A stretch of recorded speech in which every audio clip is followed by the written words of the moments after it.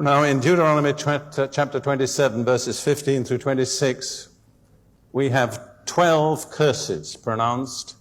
And when Israel went into the promised land, they had to pronounce all these curses upon themselves. If they disobeyed the law, they automatically came under these curses. They couldn't get into the promised land without.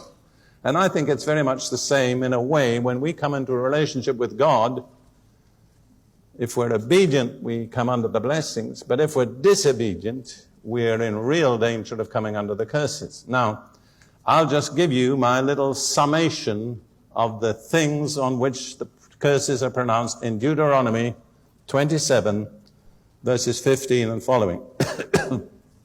Number one, once again, idolatry, false gods. That's always the top of the list. Number two, disrespect for parents. And this is repeated in the New Testament, Ephesians 6.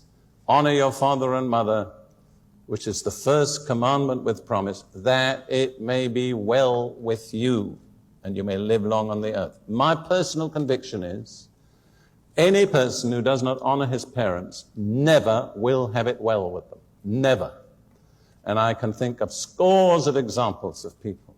That doesn't mean you can't get saved and speak in tongues and go to heaven when you die. But there'll be something missing in the quality of your life until you adjust your relationship with your parents. That doesn't mean you have to agree with your parents or do everything that they say, but you have to respect them. I think of another young man I dealt with. He had a very bad relationship with his father. His father was dead, buried in a cemetery more than 1,000 miles from where we were.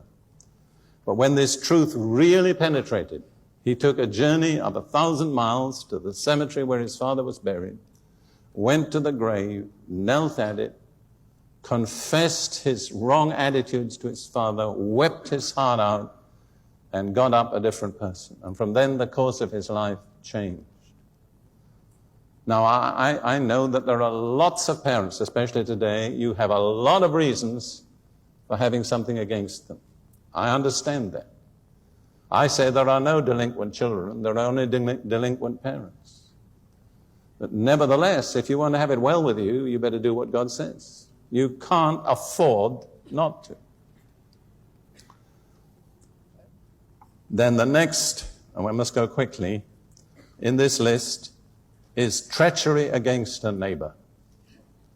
And the book of Proverbs says, whoever rewards evil for good, evil will never depart from his house.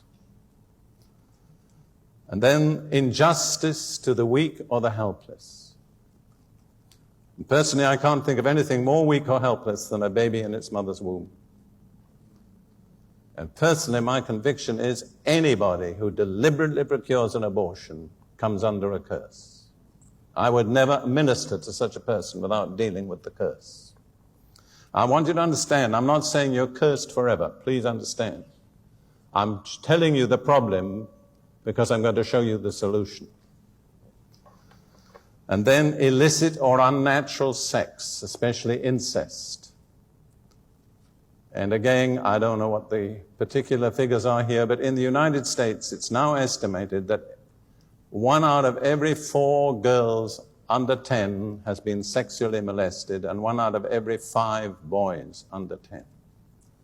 And I cannot think myself that it will ever happen without a curse following.